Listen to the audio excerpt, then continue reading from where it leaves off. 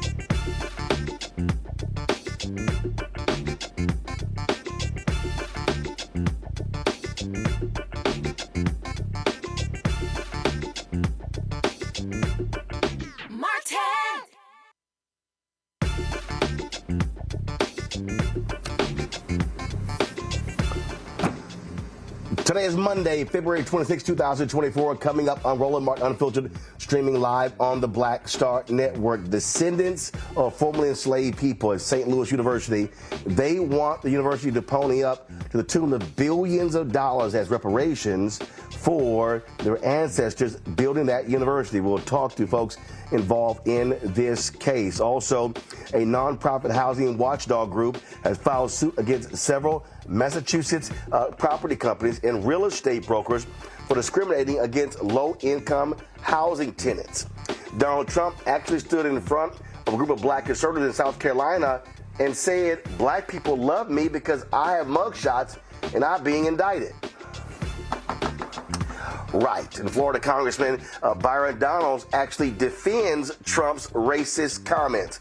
We'll show you what he said. Also, longtime Flint, Michigan advocate and council member Eric Mays has passed away at the age of 65.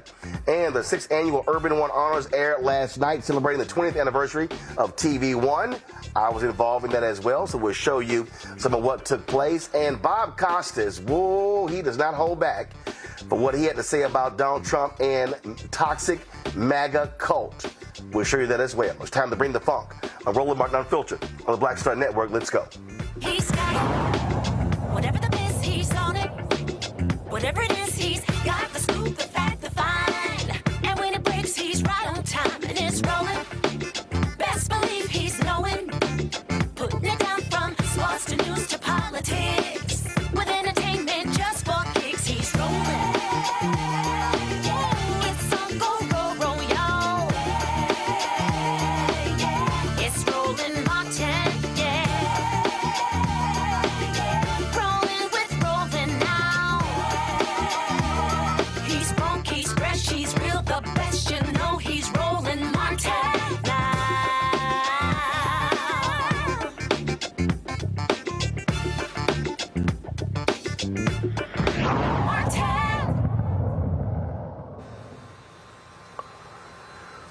$74 billion. That is what 200 black descendants of folks who built St. Louis University in Missouri say they are owed for their ancestors' work. The descendants of the St. Louis University Enslaved trace their lineage to 19th century slave Henrietta Mills and Charles Chauvin. They say the university owes them compensation for 42 years of unpaid labor. Joining me from L.A. is the lead attorney for the descendants of the enslaved of St. Louis University, Avrea Martin. Dr. Julianne Malveaux is on our panel. She's also involved in this case as well. Glad to have both of you here. Plus, also on our panel, Dr. Amakongo Dibinga, Senior Professorial Lecturer, School of International Service, American University out of D.C., Renita Shannon, former Georgia State Representative out of Atlanta. Reva, I want to start with you. When did this process start with the descendants, and how did it begin to build? Roland, for lifting this story up. The Catholic Church and the Jesuits decided that they were tired of the narrative that had been put forth that somehow Jesuits were, quote unquote, good slave owners. And so they started their own reconciliation and history and remembrance process, started close to a decade ago, where they actually went and investigated what the history and the relationship of Jesuits were with enslaved people. And what they found was pretty horrific. It was horrible, in fact. Discovered that enslaved people were responsible for the building of most of the 27, if not all, of the 27 Jesuit universities around this country. You may have remembered a couple of years ago, Georgetown made national headlines with its revelation, and that 272 slaves, they called them the GU 272, were actually sold in order to avert a financial crisis for that university. And so my clients in St. Louis, Missouri were notified around between 2016 and 2019 or so, that they were the direct descendants of African-American men and women who had been brought from Maryland into St. Louis to help build St. Louis University. And what we did with the help of Dr. Malveaux, Roland, was do for the first time ever, which was to do an evaluation of what the value of the enslaved labor would have been for those men and women. Because many Jesuit universities have come forward. They have written reports about their investigation. They've come clean about how they treated enslaved people, which again was pretty horrifically, but none had actually done that economic valuation to tell the descendants what the value of their ancestors' labor was. So at a press conference held in St. Louis on the university's campus, Dr. Domingo was actually there, Dr. Malveaux, working with another renowned professor out of UConn, Dr. Thomas Kramer. We did that. We calculated that amount. And, I want to set the record straight. We're not asking St. Louis University to disgorge $74 billion of stolen enslaved labor, but what we are asking it to do is to take into consideration what that financial evaluation or valuation is when they think about what reconciliation should look like. Because oftentimes they're having these conversations without having those numbers. Well, for all practical purposes, we are not aware of any of these conversations at Jesuit universities, including Georgetown, where that information has been publicly made available to the descendants. And we wanted to do that because we thought it important to give the conversation more heft and for the university to be able to make a real, true commitment to the reconciliation process. You are an economist, and you were involved in this calculation. So walk us through that. How did you arrive at these numbers? Well, we start by looking at what prevailing wages were beginning in 1847 when the first enslaved people came to St. Louis. And, Roland, we use the lowest numbers possible. So we're talking about people getting paid 5 cents an hour in 1847. Now, we know that enslavement was a 24/7 proposition, so it's not like people had time off. But in any case, we calculated that, and then we came up with a number, and then we basically did an interest rate calculation. If we use a low interest rate of 3%, we end up with a lower number. If we end up with a modest interest rate, still modest, of 6%, we end up with a $74 billion number. So basically, looking at the value of people's wages, the prevailing wage at that time, not counting, Roland, and it's really important to know, not counting the skilled craft people and others. We just took the basic low lowest wage. And Dr. Kramer really did establishing what those low wages basically did with the wrongful death or anything else. You basically take the number and you add the interest rate. And so that's how we came up with the number. And it's really important contextually to do that because St. Louis University is a very wealthy university. They've got a very large endowment. They came up with their report and then they did nothing. I mean, that's what makes it so egregious. They came up with a report. They acknowledged their involvement in enslavement. As Avrea said, some of the reading that we've done is horrific. One man writes about how he was forced to sleep in an outhouse with no heat and said, if I don't die from pneumonia, I'll die from something else. But these people were not treated well. And it's disappointing to me at some level. I'm a graduate of a Jesuit university, Boston College, and I don't know that BC had anything to do with enslavement, but all the Jesuits are hooked up. But the Jesuits always put themselves out there as the most intellectual, the most caring of the Catholics. And this does not seem either intellectual nor caring. Avrea, to Julianne's point, St. Louis University, their endowment is $1.5 billion. And to me, the reason I think this is different than your typical, when you see these discussions with regards to reparations, is that you're able to very clearly establish how it was built and the labor that it was built with. And so therefore, they are thriving today as a result of that free labor. And so when you're talking to them, what other comparisons are you using to show as a standard example of how reparations have been paid out for similar cases?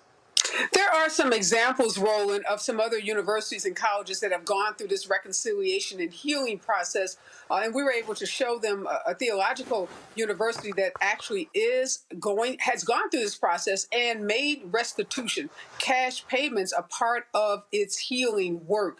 What we saw with respect to Georgetown entered into an agreement with some of the descendant families that they were able to identify for a scholarship. And then if you've been following this in the news, there were descendant families who said they weren't a part of that process, who feel like that scholarship, that was the money set aside for scholarships, didn't really honor the descendants, because many folks, quite frankly, don't want to go to Georgetown to college, and that there are descendants who have interest beyond just receiving a college scholarship. So one thing that's really interesting, and Dr. Domingo was there, we did the press conference, Roland, we revealed for the first time this valuation, and then we did a teach-in, because there are so many people, including African Americans in this country, that don't know this history, even folks right there in St. Louis, Missouri, that don't know the history of St. Louis University's involvement with slavery, and also who don't believe that African Americans are entitled to any kind of cash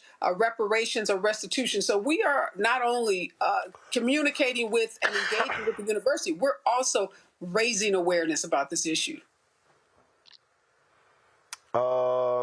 Omakongo, you were there. Speak to your presence there. Well, it was really powerful. And one of the things that I loved about it is that with the incredible work that Avrea is doing, so many people talk about reparations on a national level, but what we're seeing is we're starting to have victories in terms of awareness and actual consequences financially happen on local levels. And so to be there, it was the most powerful part for me was when Avrea was on stage with Dr. Malveaux and descendants of the enslaved individuals as well, who are front and center talking about the experience and the situation and their pain. So many of them who live in the area don't have access to the university. So many come from communities, that are underprivileged and marginalized. And so they were there on that campus. And it was a community event. It wasn't only, those of us who are scholars or lawyers. It was a community event. There were regular people from the community. There were people from the church. There were people from the news who were there. All who were there demanding justice for our people, for something that, as Dr. Malveaux said, people write little reports, but don't really do any of the follow-up. And also, as a graduate of Georgetown University myself, it was really important that I be there to witness it as well. And so to be there, be part of the teaching, and lastly, to see the young people who were there. the young people, I'm talking middle school kids, elementary school kids who were there for much of the event, to make sure that these stories are carried on to them so these stories don't just die with us. This is a movement that is not going to stop. And I credit Avrea and D-Slew and everybody who was there for what they're doing, because we deserve to have our stories be told and recognized. And that was the best part of the event for me. I want to bring in Renita here, and I'm going to bounce this off of Avrea and Julianne as well. So this was just a couple of weeks ago, if you will, Renita, where the governor of New York State made this announcement that New York State Department of Financial Services Holocaust Claims Processing Office, they assist Holocaust victims and their heirs recover stolen assets, and they helped secure and return over $183 million in compensation to victims and their heirs for bank, insurance, and other material losses. They facilitated settlements involving over 250 culture objects since its inception in 1997. So the question I have for you, Renita, is that if this is done in New York State, could this also be a model, if you will, because this was not just Holocaust victims, it said their heirs. And so the role of the state helping individuals recover stolen assets or getting compensation. Your thoughts? This could be a model with the right political will. So what you mentioned was a great example of where the governor actually moved forward to try to help these victims get restitution. This should be done for Black folks in this country who are descendants of slaves. And so what we're seeing here is that time and money and government resources are being spent in trying to help these victims get restitution. It is purely a lack of political will, and I would say a continuation of anti-Blackness that you don't see a lot of these programs spring up to make a way for Black folks to be paid restitution for slavery that occurred for us. And so this could be a fantastic model. I would say that New York also has, reparations to pay to Black folks. So if I'm living in New York, I'm looking at that like, well, I'm happy for them, but we would love to get this assistance as well with being paid reparations, which, as Amakongo mentioned before, we've only seen at a very, very local level some city councils that have tried to move forward with some reparation packages that have not included actual cash, but have included other resources. And so we've had very, very little movement on this. And it is time for government entities to really step up and assist with getting reparations in whatever way they can. And then last, I just want to applaud the three of you for doing this important work. What you have done here is so amazing. The fact that you saw the report and you asked them, what is the next step? Because far too often, folks are getting invested in the apology to save their reputation, but have no plans for a future step. So I would ask a question, if I may, Roland, just to know, has the university made any commitment that they will pay any sort of reparations now that you have done the calculations for them? Yeah, in response to that, it's a great question. This process has been going on with the descendant families, like I said, since about 2019. And they actually brought me on, hired me because they felt stuck. They felt like they had gotten to a place with the university where, they get a lot of what I'll call Minnesota nice responses. So the university has a lot of sugary sweet responses. They never say no to anything, but yet they haven't really moved the ball forward. They have this elaborate report, talks about centering the voices of descendants. And back in 2019, they actually did have descendants on their discovery committee that was composed to actually come up with some kind of reconciliation plan. There was a death of the leader of that committee. COVID happened.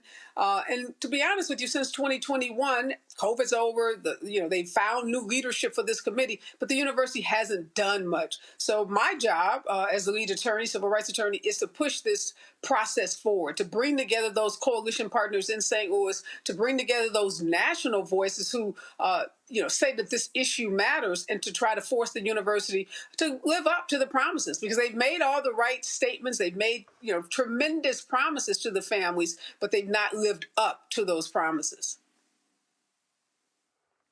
Roland, one of the most moving things. Here's what jumps out. Something else. Julianne, go ahead. one of the most moving things for me was to see some of the elders. There were gentlemen there, dapper as they wanted to be, who were, you know, in their 80s and 90s, and recounted some of the hardships that they had experienced during their lifetime, partially as a function of their descendant status.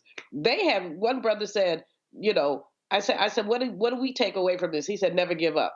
Never give up. And I think that that was really powerful when you looked at these folks, elders, who basically understood the history and were committed to righting the wrongs. Areva, last question for you. Do you believe that the difference between this and what happened at Georgetown compared to broad general reparation claims is that you were able to trace specific descendants to a specific entity? And so what I mean by that is when you hear some people discuss reparations, it's reparations for all descendants. Right. As opposed to, in this case, y'all have narrowed this down by saying, no, we're not saying all. Here are the 200, here are the direct descendants of individuals who built this university. Is that what really what makes this also a lot different? Absolutely, Roland. And I'm involved, as you know, you've had me on the show before talking about Palm Springs, California. And very similar to Palm Springs, California, there is an identifiable group of people. There is an identifiable perpetrator of the harm, and then there is the quantification of the actual harm. So they're very similar in that regard. Georgetown, I think, you know, was one of the first institutions to go forward. And the descendants, I don't know them personally, so I don't want to, you know, make any judgments about the decision-making process they went through. But ultimately, some of the descendants didn't feel like their voices were centered or that the resolution that was reached, i.e. these scholarships, really honored them. So I think there's a lot of learnings from Georgetown, but we've also moved this process forward.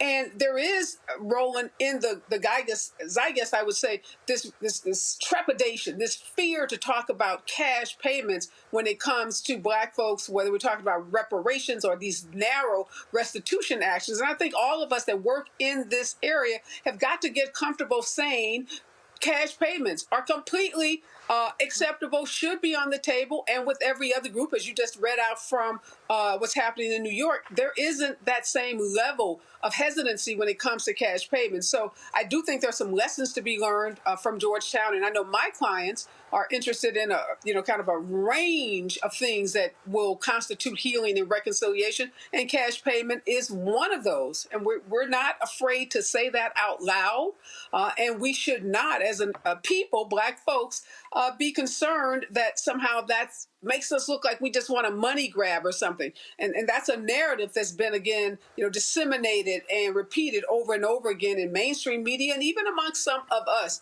So I hope, if nothing else, that this whole process helps folks feel comfortable saying we are worthy, just like every other group, to receive a range of things for our healing. And one of them is cash payments. Right, and I think what makes this different, just like we talk about Tulsa, is that you have direct descendants of individuals who are heirs, and you're able to also make. So when someone says, "Well, this is not fair," you can go, "I'm sorry. Here are other examples of other groups that are being assisted because they were direct descendants and heirs," and so that's why that's important. Avrea Martin, we appreciate it. Thanks a lot. Thanks, Roland. All right, folks, going to a break. We'll be right back on Roland Martin Unfiltered right here on the Black Star Network. Check this out. Joe Biden and Kamala Harris are investing a record $7 billion into HBCUs. Billions for campus improvements, grants, and debt relief. Billions more for HBCUs. Endless possibilities for us. For the last 15 or maybe 16 years, 18 years, I'll say, since when I moved to LA, I hadn't had a break. I hadn't had a vacation, probably a week vacation here and there. Right. This year, after I got finished doing Queen Sugar and we wrapped it out, because I knew I had 2 TV shows coming on at the same time, I said, I'm going to take a little break. So I've been on break for the first time, and I can afford it now. Praise God. You know what I'm saying? Right. So I can afford it. I'm like, I can sit back and ain't got nothing to worry about, man. But this was the first time in almost in 2 decades that I've actually had time to sit back and smell the roses.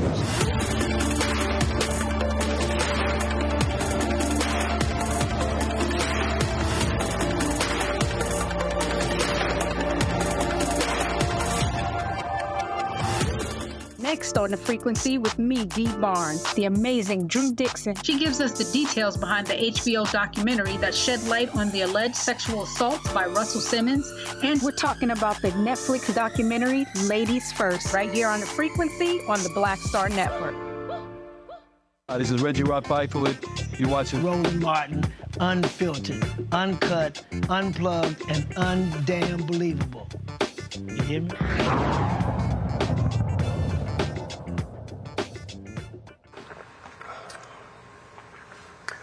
A lawsuit has been filed against several Boston area landlords and real estate brokers for discrimination. The Housing Rights Initiative say they investigated these folks with using testers and found landlords and brokers refused to rent to tenants with government-subsidized housing vouchers. That's against the law. Joining us from New York is the founder and executive director of Housing Rights Initiative, Aaron Carr. Aaron, glad to have you on the show. I did a podcast with Patrick Bet-David. Called himself an independent. He's a conservative. And he tried to tell me that, systemic racism in housing doesn't exist. I then talked about census tracts and I talked about appraisers. Then he tried to poo-pah it. I don't believe it. And tried to suggest that what y'all went through doesn't exist. And I kept trying to explain to him it's real. I remember years ago watching 2020, I think, and I think it was out of Boston where they took same individuals, same resume, but one black, one white, and the black folks were turned away, even though all the data was the same. So walk us through how did y'all use your testers? What did you show, and how did you actually get this done? Sure. Thanks for having me. I mean, one thing to understand about housing discrimination is that it is never an isolated incident. It's usually part of an industry-wide problem. And industry-wide problems require industry-wide solutions. So to combat this issue, our watchdog group conducted a year-long sting operation in Boston where our undercover investigators basically pretended to be tenants with housing vouchers. And our investigators scoured rental listing websites for apartments and then proceeded to contact those brokers and landlords to determine if they were in compliance with the laws. And basically on these recorded exchanges, which were largely done by text message, our investigators would ask questions that you'd expect any actual tenant to ask, right? How much are utilities? What's included in the rent? And then towards the end of every conversation, our investigators would pop the $1 million question. Do you accept housing vouchers? And in many cases, the real estate company said no. So to put it, in summary, these landlords, these brokers, this real estate industry factually and undeniably broke the law, and they broke it with reckless abandon. And these housing vouchers, this is from the federal government. It doesn't indicate that, oh my God, these are awful people with criminal backgrounds. But based upon, I've spent years covering housing in my career, and that is the automatic assumption that people make if you have a federal housing voucher. That's right. Many landlords stigmatize people with rental assistance, right? As you just said, as bad, defective, and unworthy. But my question is, how is a family with children unworthy? How is a disabled veteran who risked their life for our country unworthy? How is a senior citizen who wants to live independently unworthy? How is a woman escaping domestic violence unworthy, right? These are the faces of voucher holders. And the notion that voucher holders are unworthy is just something that is manifested itself time and time again during the course of our investigation. And the most important thing to know about that is that there is little merit to it. There are two states, Oregon and Washington, that provide something called a damage mitigation fund for landlords who participate in the voucher program. And this is basically where the government will compensate landlords if voucher holders damage their properties. And guess what? Landlords have only used these funds a handful of times in both states over the past 5+ years, proving that these concerns are non-existent and they're completely overblown. And of course, what this does is it contributes to the housing crisis because you're not providing opportunities for these people who are looking for a place to live.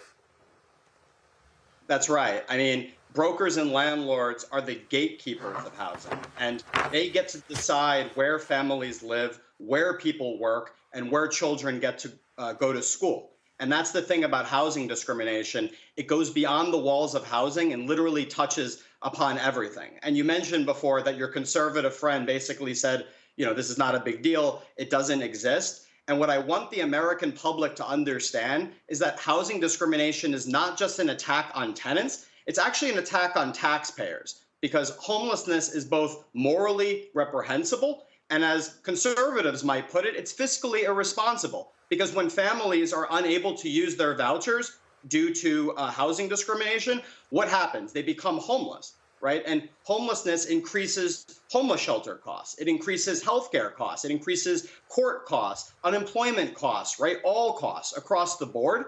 So housing discrimination doesn't just impose a cost on tenants, it imposes a cost on our society. And if we as a society don't do more to solve homelessness, then we as a society will continue to pay the cost of not solving homelessness, which is bad for everyone. So what I want the public to understand is that we all have a stake in this. Whether you are a tenant, whether you are a taxpayer, this is a community affair. Questions from the panel. Omokongo, you first.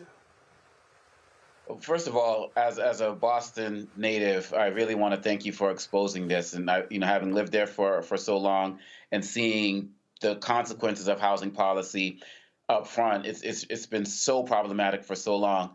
And you're also based in New York. And so given the work that you do, how are you seeing this manifested on a nationwide level? And is it getting worse?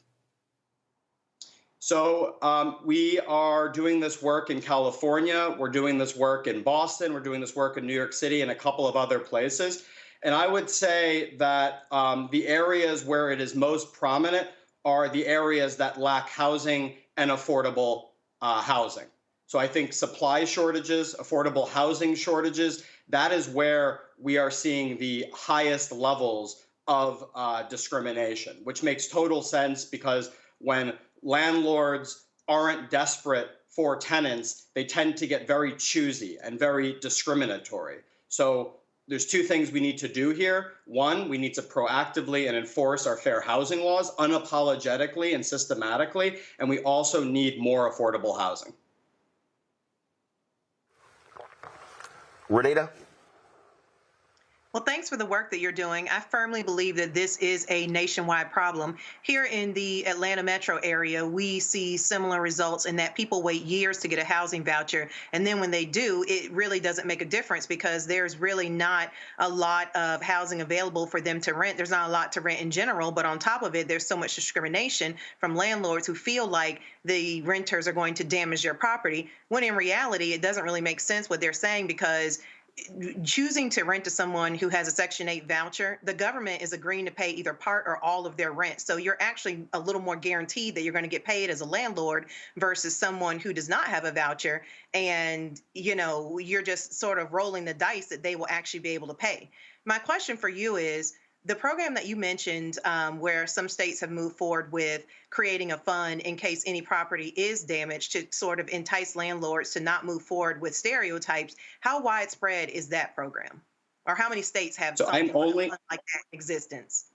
Yeah, I'm only familiar with the one in Washington State and Oregon. I'm not sure if there are any others. But I think I view it as almost like a study because the fact that they put these programs in place and landlords hardly, have used them really speaks to how wrongly stigmatized voucher holders are. And I think, that's just a very important revelation that I think we need to climb to the top of the tallest building and scream, right, at all these landlords and brokers. But, in states like Massachusetts, New York, and a number of others, it's unequivocally illegal to discriminate against tenants with housing vouchers. So if a landlord or a broker doesn't want to follow the law in states that have made that illegal, they're more than welcome to pack up their belongings and move to states which don't have those laws and where they can make considerably less money.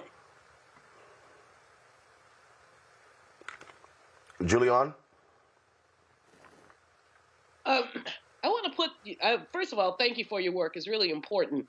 People do, as Renita said, wait a long time to get, they sit on a list, they finally get a voucher. Then when they get a voucher, they can't necessarily find housing. Part of the challenge has been what's happening in the national housing market, where lots of private homes are being bought up by conglomerates that are using them for income generation. So these are private homes that could have been rental property, but now they're owned by some conglomeration. And we see a lot of that. We see that also with apartment buildings. We see the private sector, people taking what could have been an apartment building and turning it into an Airbnb. So there's a lot of scarcity in the housing market, especially in the cities that you mentioned, in the New Yorks and the Bostons and these other places. So let's move away a bit from the work you're doing to talk about the housing market in general. What has to happen to make more housing affordable and accessible to people who have a voucher but can't use it? How can we make more affordable housing available to more people who clearly, if they waited on a list for years, need and deserve that subsidized housing? I think the first thing is there was a study by the Department of Housing and Urban Development that basically found that in landlords and communities with tight housing markets, as I mentioned before, were significantly more likely to discriminate against voucher holders. And the success rates of voucher holders in very tight markets was only 61%, and in looser markets was 80%. So there's a lot of exclusionary zoning, right, that's happening in areas like New York City and Boston that are intended to reduce housing supply. Beyond just regular housing supply, we also need the federal government and states and localities to spend more money on deeply affordable housing, right? And especially even housing perhaps that's owned by nonprofit landlords who may be more mission-driven, may be more willing to rent to voucher holders. And then outside of supply, right, in states that have these prohibitions on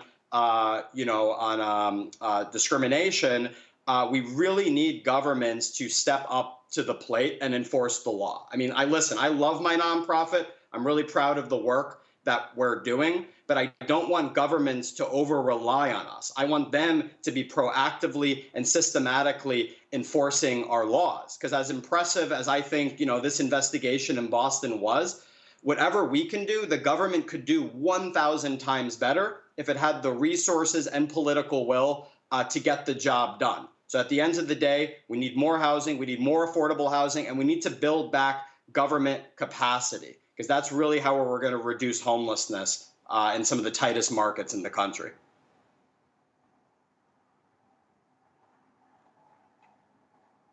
All right, Aaron, well, we certainly appreciate it. Good luck with the lawsuit. Thanks a lot. Thank you. All right, folks, going to a break. We come back. We're going to talk about the racist comments Donald Trump made on Friday targeting African Americans. Oh, yeah, he lost his damn mind. And sportscaster Bob Costas rips Trump. I saw no lies told about MAGA. So we'll have that next, folks. Be sure to support us in what we do. Join the Bring the Funk fan club. Your dollars make it possible for us to be able to broadcast not only this show every day, but all the shows on the Black Star Network. We do the work that nobody else is doing. Send your check and money order, P.O. Box 57196, Washington, D.C. 20037-0196. Cash App, $ RM Unfiltered. PayPal, R Martin Unfiltered. Venmo is RM Unfiltered. Zelle, Roland@RolandSMartin.com. Roland@RolandMartinUnfiltered.com. We'll be right back.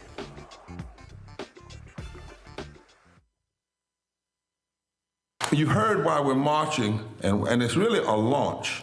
It's not even a march. We're launching. That's right. A 42-week campaign. March the 2nd at 10 o'clock in Raleigh and 33 other state capitals and the District of Columbia. This is a historic move to mobilize the most powerful untapped block of voters in this country. That's right. Poor and low wealth voters, who make up 87 million votes. And it's never been tried before. Never been tried before in history. At the same time, the same message, same focus. And when that power turns loose, they will not be able to figure out the political calculus. I don't know about you, but I'm ready to shake things up. I'm ready to get up out of the valley. I'm ready for God to put his spirit on us. I'm ready to be used to change this nation. And what we're saying is, can't we come together? Can't we come together around an agenda? You ain't got to like everything about Reverend Barber.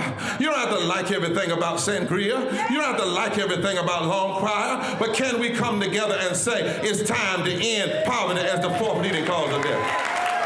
It's time to have $15 and a living wage indexed with inflation. So every time inflation goes up, the minimum wage goes up. It's time to have health care for all. It's time to fully fund public education. Can't we come together? It's time to protect women's right to women's health. It's time to have affordable housing for everybody. It's time to stop the proliferation of guns. Ain't no way folk ought to be able to have more guns than they have food, more guns than they have meat on their table. That makes no sense.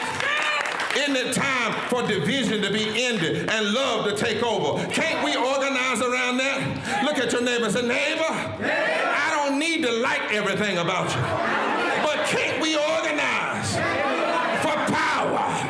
Can't we stand for justice? Can't we love everybody for just a little while? Can't we come up out of the valley? Can these bones live?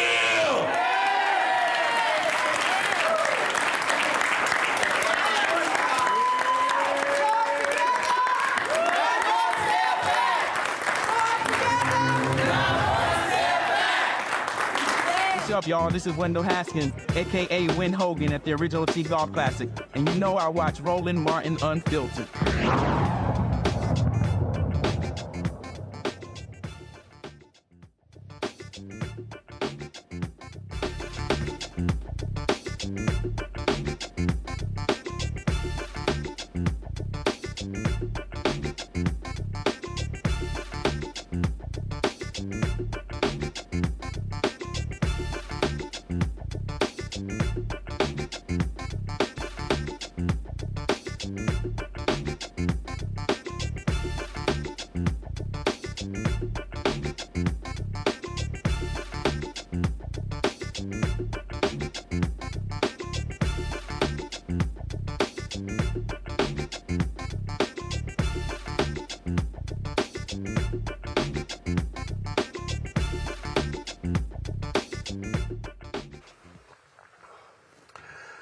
Oh, Lord. Now, we used to dealing with this old stupid fool, Donald Trump, but more stupidity from this man.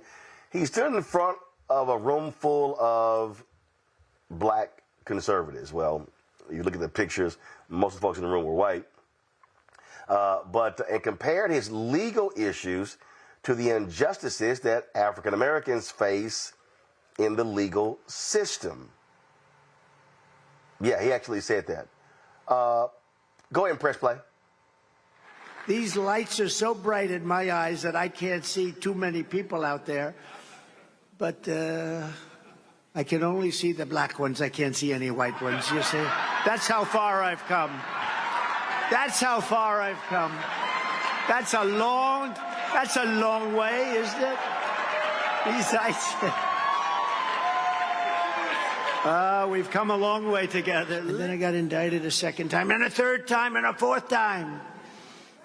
And a lot of people said that that's why the black people like me, because they have been hurt so badly and discriminated against.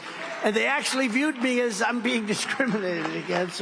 It's been pretty amazing. But would you rather have the black president or the white president who got $1.7 billion off the price? I think they want the white guy right now.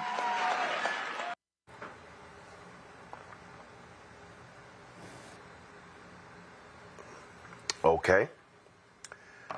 Well, Florida Congressman Byron Donalds actually went on national television and defended those racist comments.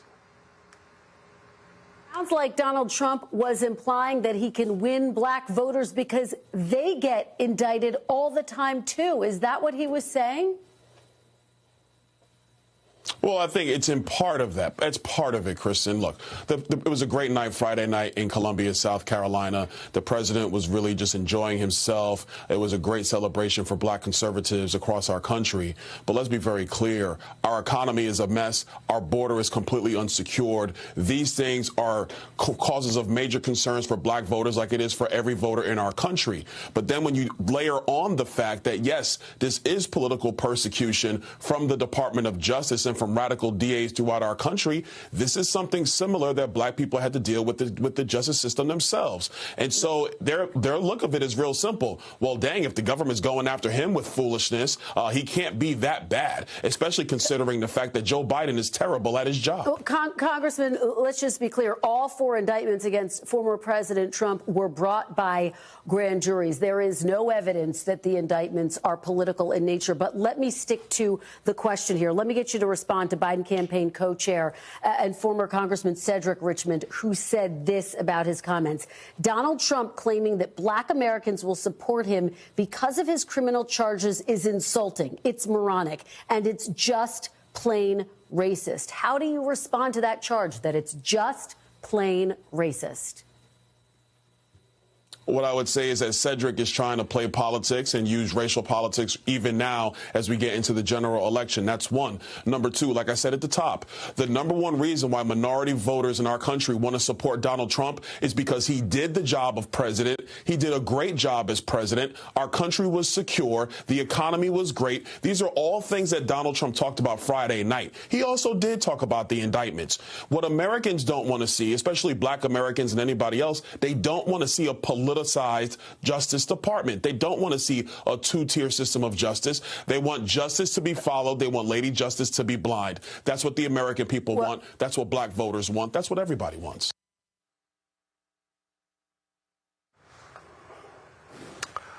Okay. So let me sort of unpack this right here. Donald Trump don't give a damn about black people. Donald Trump don't love black people. Donald Trump don't like black people. If I got to remind y'all that Donald Trump's great-grandfather was a pimp, his daddy attended a KKK rally, got arrested there. Don't forget that Donald Trump himself started his housing career with his daddy, discriminating against black people. They would write a C at the top of the application. So let's just be real, okay? He called African nations shithole countries. Does not care about us at all. And he thinks a few rappers saying good things about him means that he cares. Also recall 2016, he thanked black people for not voting. So what you have to understand, what is at play here, is that this is voter suppression. What Donald Trump wants to do is to make sure that black folks don't turn out. They're touting these numbers. They're touting how well he's done. They're touting who he could get 18, 20%. One of them black conservative fools stood up there at their rally and actually said that, oh, Donald Trump is going to get 50% of all black males. And you got these people posting videos and they're saying, oh, how things were wonderful. You hear all that also from Byron Donald. And they're talking about, oh, man, how we were all getting paid. But if you're out there suggesting that black folks were getting paid well under Donald Trump, let me remind you that those checks were passed by a Democratic House. Yep. That's how that happened. You cannot remotely compare the increase in black-owned businesses under Trump to Biden. Can't do it. The economy today is better than it was under Trump. Now, also remember, Donald Trump was handed a great economy by President Barack Obama. He handed President Biden an awful economy. If you're black out there, don't forget all the black people who died because of COVID, because this fool was talking about injecting bleach into our systems. Let's not forget any of that stuff. So we need to understand what is really at play here. And I said to you, we're going to dedicate an entire show to Project 2025. And we need to understand what's at play there. The wholesale targeting of African Americans. Now, you got people out here who just throw up silly stuff. Some fool named Hurd said the whole economy is trash. That's a lie. It's a lie. Today, the Biden-Harris administration announced they're opposing the merger of Albertsons and Kroger because they believe that is going to contribute to more price increases of food. They've been fighting these type of mergers. There's no doubt the economy today is better than it was when Trump was president. But I got to remind people, we still are 3 years and still trying to recover from COVID. A 100-year pandemic. So it's not like all of a sudden things are going to be great immediately. You literally have to rebuild this economy. And we've seen that. Oh, I got somebody sitting here going, oh, who is this idiot? Oh, the economy is terrible. Inflation is real. Stop gaslighting. We know inflation is real. Because you still got corporations jacking up prices. You've got corporations that are shrinking packages and goods, but increasing the price. No president controls that. And so what we need to understand is, if we're evaluating Trump and the Republican Party, you have to be asking yourself, what actually is their agenda for black people? And what are they going to roll out? That trash platinum plan, which we know is a fraud. But the thing here, Renita, is that there are people being played who don't realize they're being played. And what they better understand is, if that fool and his minions get back in, and let me remind everybody, all y'all people who are talking about Trump 2024, Stephen Miller, Trump's top aide, blocked the money to the black farmers. Y'all need to understand what these people have done to stop black advancement. Sarah Tim Scott out there lying about Trump and HBCU funding. I sent him a text on Friday, he still hasn't responded because he know he's lying. And so folk bet not get played, because a year from now they're going to look at me and go, why didn't someone tell us? Rita, we did. Well, when you say that Donald Trump doesn't like black people, I would take it a step further. He, in my opinion, literally does not care if black people cease to exist in this country. And his comments about him being indicted is going to make him better relate to black folks. You know, he got one thing right when he said that black people are being over-indicted in our current criminal legal system, but he's not going to do anything to affect that, whether he wins or loses an election. And so his comments between this and the sneaker release last week just really continue to make the point that he does not understand black vote voters. I say that because, number one, Black people take voting very, very seriously. And we do not make decisions about voting based off of sneakers and mugshots. That is not how the Black community works. In fact, the largest fight that we are having within the Black community has been people deciding whether or not they're going to vote. All of that is based off of people taking voting very seriously and understanding the power of voting. Donald Trump saying that Black folks will want to see him, get out of this and not be held accountable, and that will make them more relatable to Black voters is absolutely garbage. What Black people want to see is that finally in this system that almost never holds white rich men like himself accountable, that he actually will be held accountable. That is what Black people want to see. And then last but not least, for Byron Donalds, I bet that he had to practice his little speech that he gave to the news reporter several times in the mirror, because for him to say with a straight face that the economy was better under Trump is absolute garbage. Here in Georgia, our unemployment fund, our system crashed several times, was nearly broken. We had issues with, being able to pay folks because of the amount of unemployment that was requested all at once under COVID. And Trump did nothing to try to shore up states and helping them with paying for unemployment. He did nothing to try to support Americans at a time when we had a unprecedented pandemic. And so, I'm not a person who believes that the president, I think that the public thinks that presidents have far more control over the economy than they actually do. But in no universe, when you compare the Trump economy and the Biden economy, even with inflation prices, can you say with a straight face that the Trump economy was better? So I think that, what Byron is saying will fool some people who won't do their research, but they should know that he is just bold-faced lying. And I think he probably had to practice those bold-faced lies a lot in order to get that out with a straight face.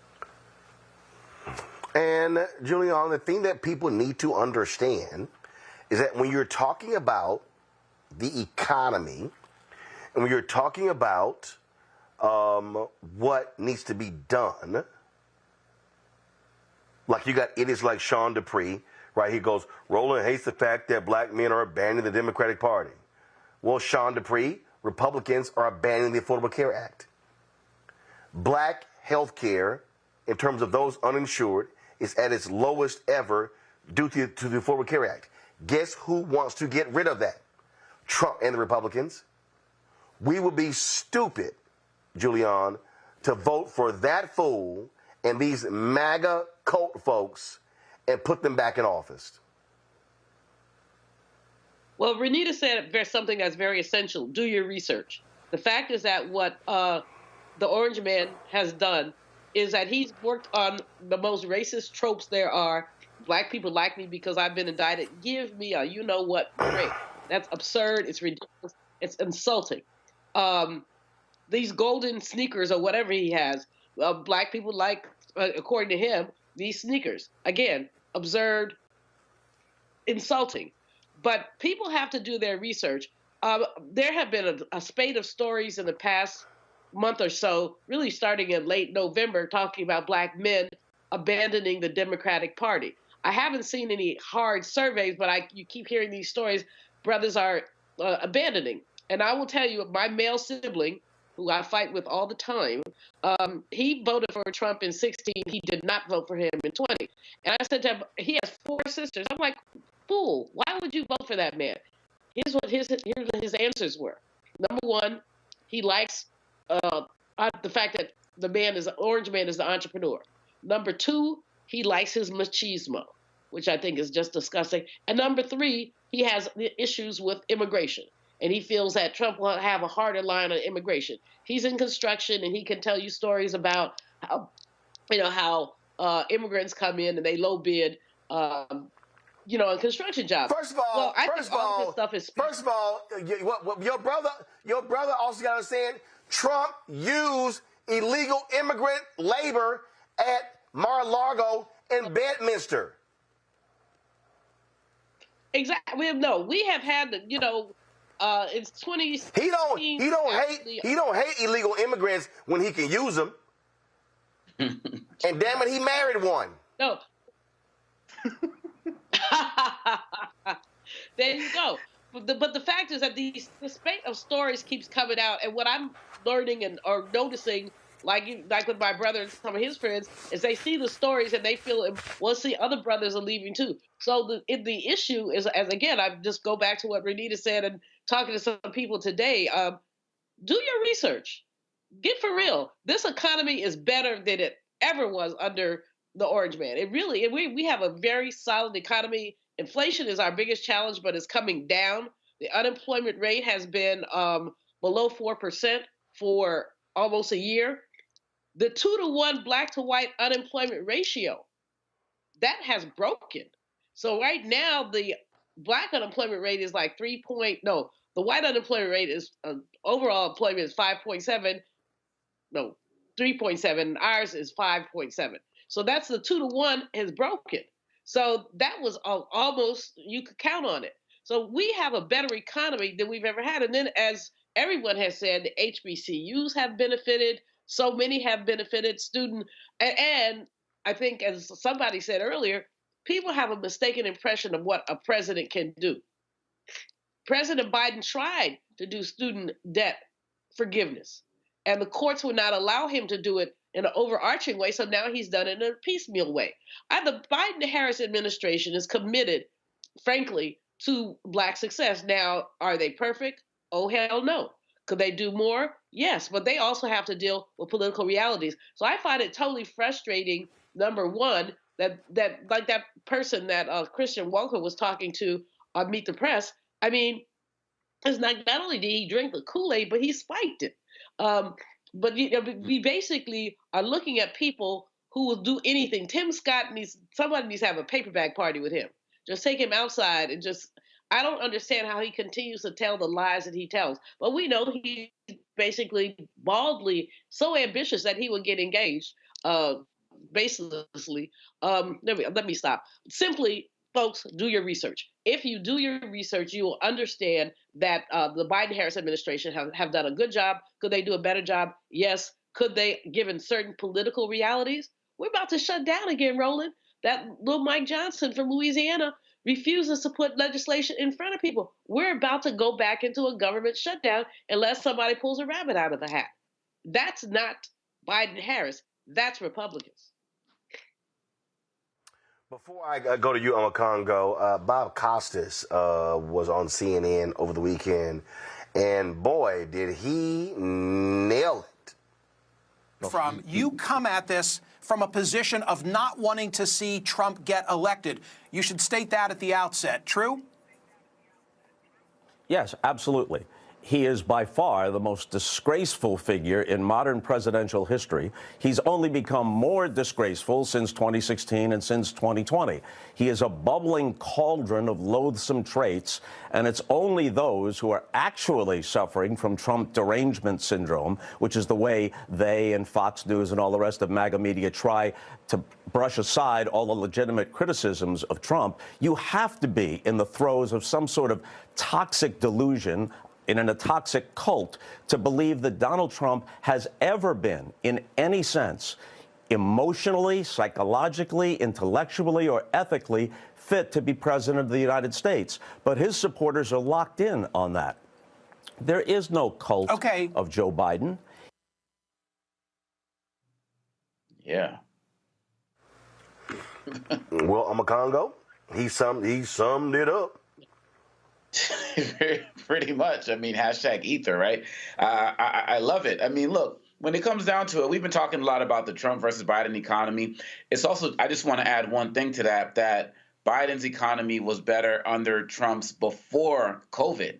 A lot of Republicans like to add, well, COVID happened. No, before COVID happened, Biden still has a better economy than Trump comparatively, even given what he inherited from Trump versus what Trump inherited from Obama.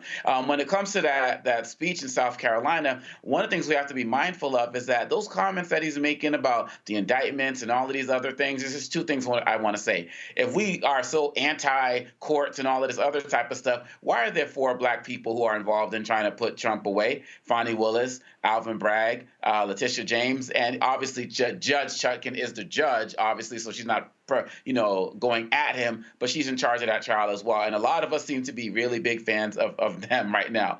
And lastly, when he makes those comments, he's not talking to black people. He is talking to his MAGA base, and he's giving them further permission structure to act on all of their base stereotypes about black people. It's the same thing he did with Mexicans being rapists, the same thing he's giving about ban on Muslims. Every time he says these things, hate crimes and other types of actions spike against that group. So if this man saying it and in front of some black people like that, it gives them a deeper permission structure to be able to go on Fox News or go into their job the next day and say the most despicable things as well. And so we have to be mindful of, even though Trump was around black people in that space, his audience is not us. And that's another big part of the problem that we have to be mindful of as he continues to grab these microphones and spit this ignorance. And I'm so glad that he's been challenged at many different levels in terms of media responses. And lastly, when people are talking about this thing with the black male vote, I'm sick of people bringing up these celebrities and other names as opposed to people like you, Roland Martin, and other people who can speak knowledgeably to the black male experience with voting. They got to stop infantilizing us as if every election is the first time black men are deciding to vote. We know what we're doing, and that's why the numbers for Trump and Republicans in general have been so low, and I'm expecting the same thing this time around. All right, folks, hold tight. 1 second, going to a break. We come back. The Party of Family Values in Missouri, they literally have made it clear, if you are a pregnant woman, you can't get a divorce, even if you're getting beaten by your husband. And you notice how all these Republicans are running for cover over in vitro fertilization? How stupid are some of these people who had babies through in vitro who now want to ban it?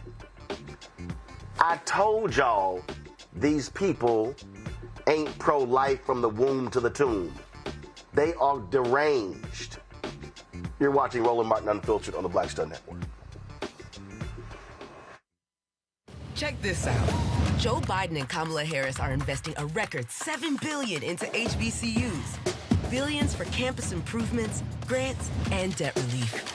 Billions more for HBCUs, endless possibilities for us. Hatred on the streets, a horrific scene, a white nationalist rally that descended into deadly violence. White people are losing their damn minds. An angry pro-Trump mob storms the U.S. Capitol. We're about to see the rise of what I call white minority resistance. We have seen white folks in this country who simply cannot tolerate black folks voting. I think what we're seeing is the inevitable result of violent denial. This is part of American history. Every time that people of color have made progress, whether real or symbolic, there has been what Carol Anderson at Emory University calls white rage as a backlash. This is the rise of the Proud Boys and the Boogaloo Boys. America, there's going to be more of this. Here's all the Proud Boys, guys. This country is getting increasingly racist in its behaviors and its attitudes because of the fear of white people. The fear that they're taking our jobs, they're taking our resources, they're taking our women. This is white fear.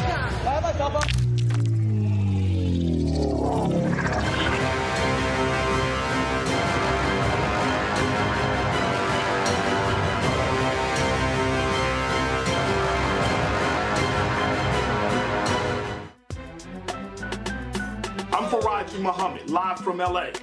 And this is The Culture. The Culture is a two-way conversation. You and me. We talk about the stories, politics, the good, the bad, and the downright ugly. So join our community every day at 3 p.m. Eastern and let your voice be heard. Hey, we're all in this together. So let's talk about it and see what kind of trouble we can get into. It's The Culture, weekdays at 3, only on the Black Star Network. What's good, y'all? This is Doug E. Fresh, and you're watching my brother Roland Martin Unfiltered as we go a little something like this. Hit it. It's real.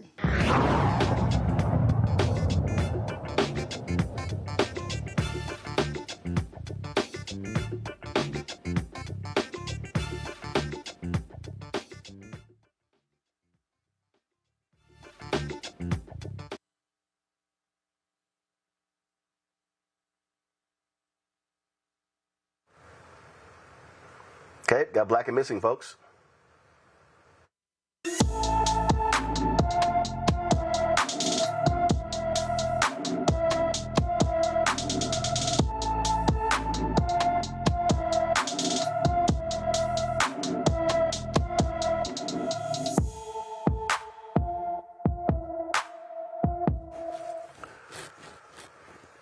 All right, Siobhan OG has been missing from her Denver, Colorado home since February 19th.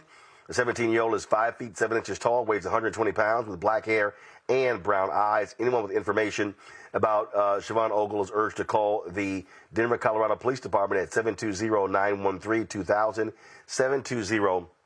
720-913-2000. Folks, this is a crazy story out of Missouri. Okay, Missouri is one of 4 states, y'all, 4 states that does not allow pregnant women to get divorced. I'm going to let that sit in. I'm going to let it sit in.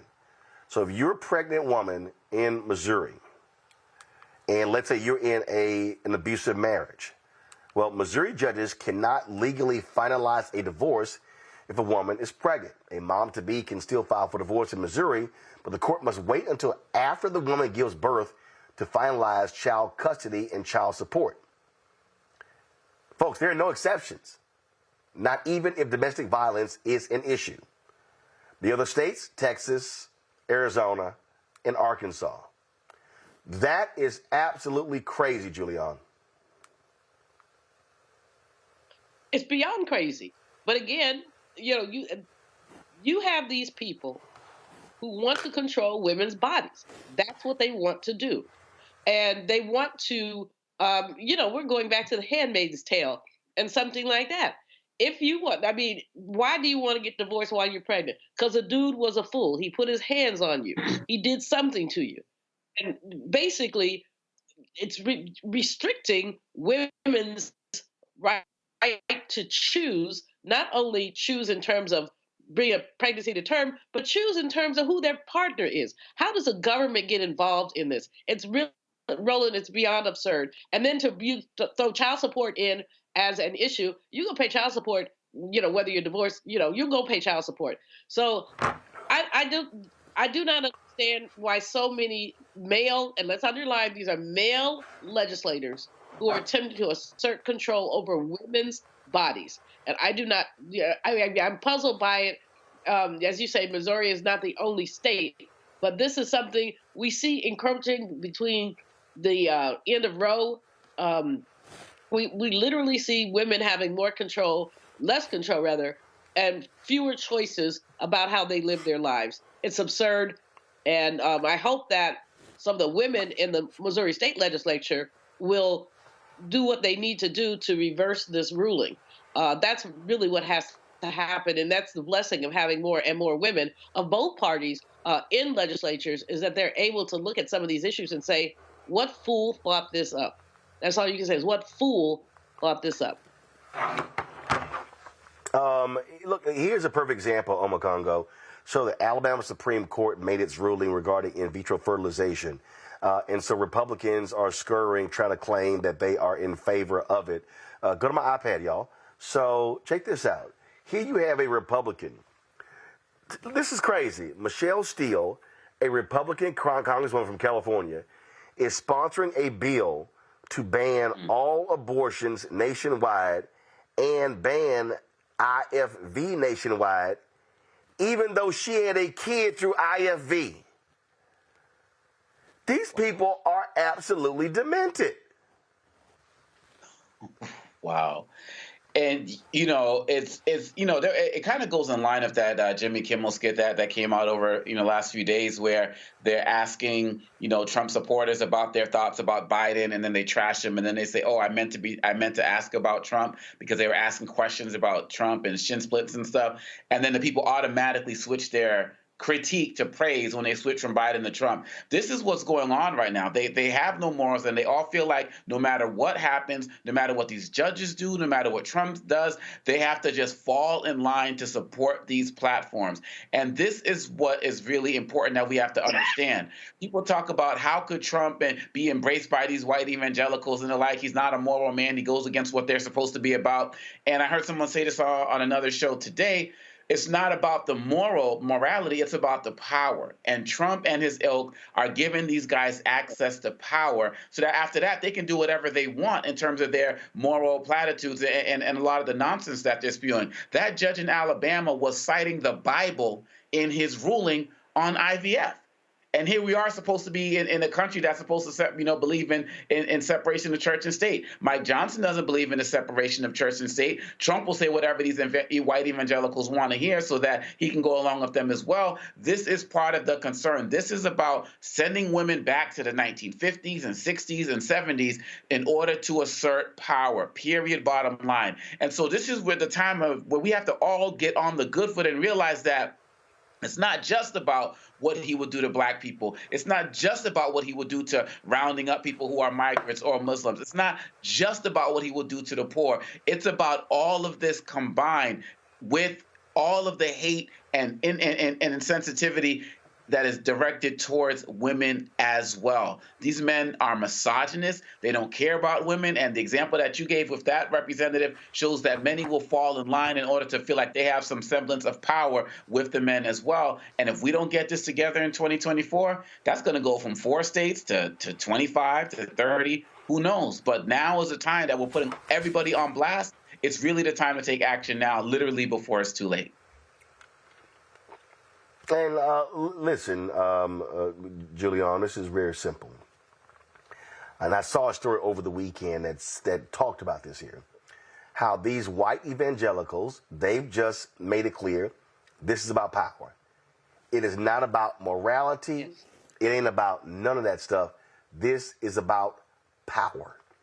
And what these people want to do, and listen, everybody who's watching, if y'all think we're joking here, they coming after birth control. They're coming after everything. They have a hardcore conservative view, and they are exercising that power. And if they cannot get it at the federal level, they will use their control over state legislatures to get it done. You know, Roland, in Marxian terms, this is about control of the means of production. Women are producing labor markets, labor forces, and this is about controlling the means of production. You don't want to pay people. You don't want to feed people, but you want to have people to basically work in your factories, work on your farms, work in production. That's all it is. It's about controlling the means of production. Now, you can hide that nonsense in the Bible if you want to. And again, as Omekongo said, we're supposed to be about the separation of church and state. We are not a theocracy. I mean, so how do we get the Bible woven into conversations about women's rights? Because we all know, even those of us who are Christians, that the Bible implicitly is misogynistic. Implicitly. Now, we have wonderful pastors like Barber and my pastor Bill Lamar and others who basically push the envelope on that. But we know that the Bible in its inception is misogynistic. So when this man spouts the Bible, what he's really saying is, I am man and you are woman and you are less. And white conservative women better wake up, because they enjoy the freedoms that progressive women have fought very hard for. But by throwing their hat in running behind the orange man, what they're doing is they're cutting off their nose to spite their face. And it's just ridiculous. Look, Renita, this is Speaker Mike Johnson here on Fox News. And I need people to, again, understand, listen to what he's saying. This is the person who is the Speaker of the House, who's controlling that agenda. Listen to this and watch. He wants a total abortion ban with no exceptions. He supported bans that would not only criminalize abortion, but ban IVF treatments and common forms of birth control, and that you voted against access to contraception. Where are you on these issues? Is that an accurate assessment of where you are? Because that's not in step with the American people. No, Shannon, look, I'm pro-life. I've said very clearly, I'm a Bible-believing Christian. I believe in the sanctity of every single human life. So I come to Congress with deep, personally held conviction. He wants a total abortion ban with no exceptions. He supported bans that would not only criminalize abortion, but ban IVF and common forms of birth control. I've got my deep held convictions, and they are what he's talking about. He may not get it in Congress, but they absolutely are imposing this across the country in various states. And these thoughts, none of this is brand new. There is an entire movement of Black women who have been telling the rest of the world that this is what it would come to. It is called the reproductive justice movement. I'm a part of the reproductive justice movement, and advocates like myself have been saying for decades to white women in particular, but specifically to the rest of the world, that there would come a time that these people would outlaw abortion. We have been telling them, and they thought, oh no, that's so overblown, that won't ever happen. And we said, yes, it will. We told them that they will come for contraception. We told them that they will come for IVF. And we also told them around the Dobbs decision, we have said, as these abortion bans have passed from state to state, we have said this affects things like IVF, because when you are deciding that life begins at the point of an egg being fertilized, well, what does that mean when people have IVF, when they're going through a process of IVF and they have fertilized eggs being frozen, waiting to be used at some later point? That means that you essentially cannot destroy any of those eggs that have been fertilized. And, at the end of the day, these clinics are businesses, and so they are not going to just continue to store things things without any type of financial assistance. And so at the end of the day, this all goes back to what Black folks have been saying for so long to folks particularly white women who are not listening. And I say white women because since JFK, the Republicans have enjoyed a majority of white women's votes in this country for every single presidential election. And so this is the time for them to wake up. I think that things are going to get very interesting now, because when you see now that no longer are conservatives being scared to just say that they want to come after contraception, they're not scared to say that they want to completely outlaw abortion and outlaw IVF. This is now the time where people cannot just say, oh, we don't believe it, because it is actually happening. And the reason why Black people were telling them that this would happen is because we know from our own history what result you get when people are moving forward and advancing laws and running government in a way that is based on a theology that is embedded in white supremacy, because we know that slavery was justified by religion. Jim Crow was justified by religion. Every single thing bad that has happened to us in this country as Black folks was justified by religion. So we know what this looks like, and we understand how extreme these people are.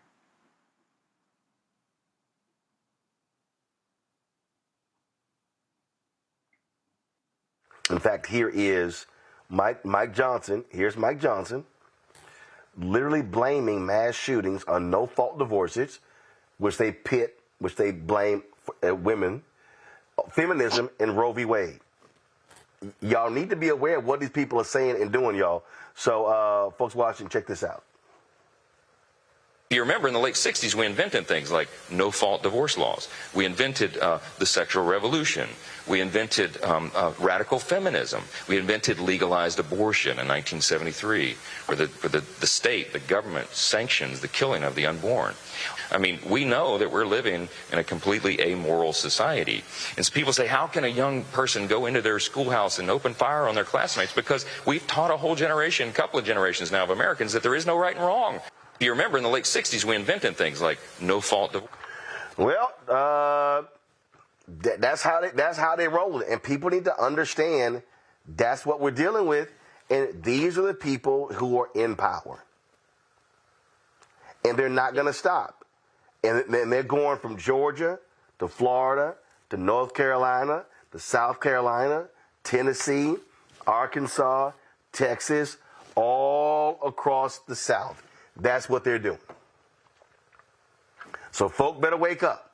Y'all can dance with that devil, but I ain't dancing with that devil or any devil. Just ain't gonna happen. All right, got to go to a break. We'll be right back on Roland Martin Unfiltered on the Black Star Network. Yo, be sure to support us what we do. If you have not joined our Bring the Funk fan club, your resources are critically important for us to do what we do. So we're asking for 20,000 of our fans on an annual basis to contribute $50 each. At $4.19 a month, 13 cents a day. You can see your checking money order to P.O. Box 57196, Washington, D.C. 20037-0196. Cash App, $RM Unfiltered. PayPal, R Martin Unfiltered. Venmo is RM Unfiltered. Zelle, Roland at RolandSMartin.com. Roland at RolandMartinUnfiltered.com.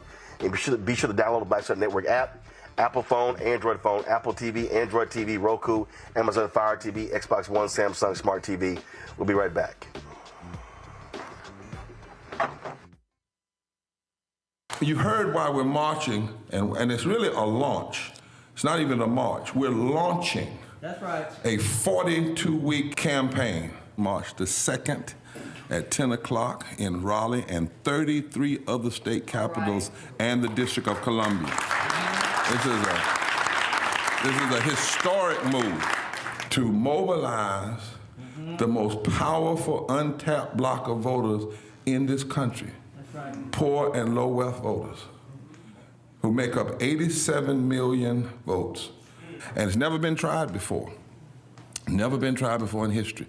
At the same time, same message, same focus. And when that power turns loose, they will not be able to figure out the political calculus. I don't know about you, but I'm ready to shake things up. I'm ready to get up out of the valley. I'm ready for God to put his spirit on us.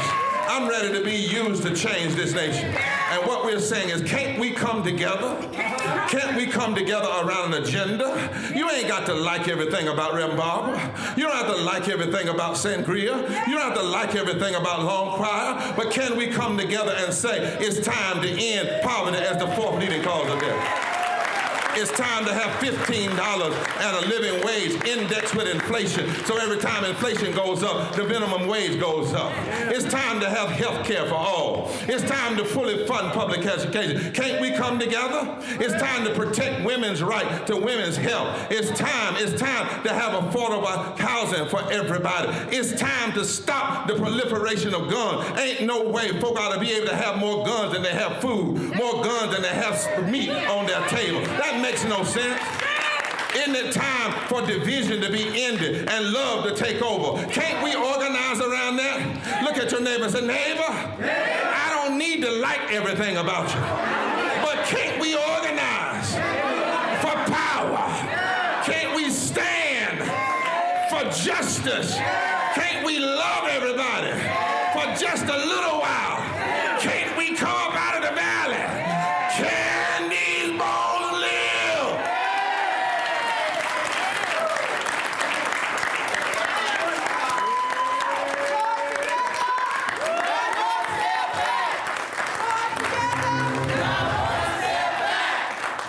Hi, everybody. I'm Kim Coles. Hey, I'm Donnie Simpson. Yo, it's your man Dion Cole from Blackish, and you watch Roland Martin, Unfiltered.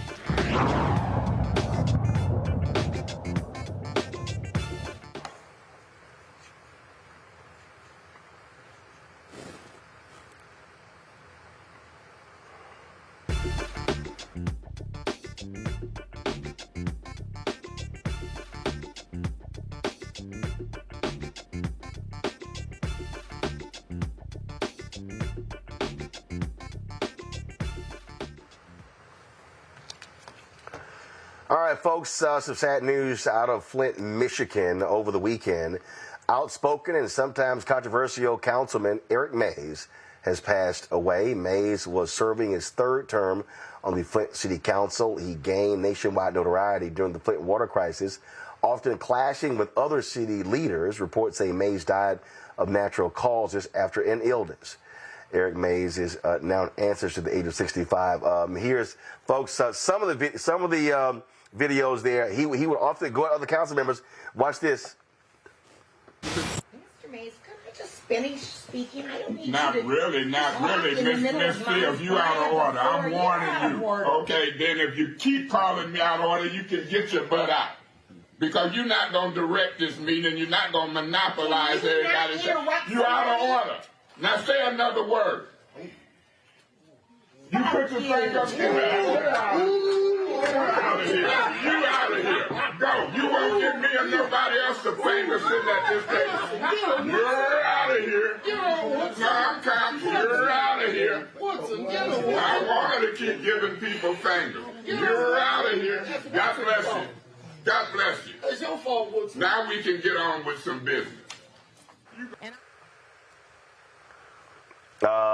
Trust me, there were other videos where they went at it.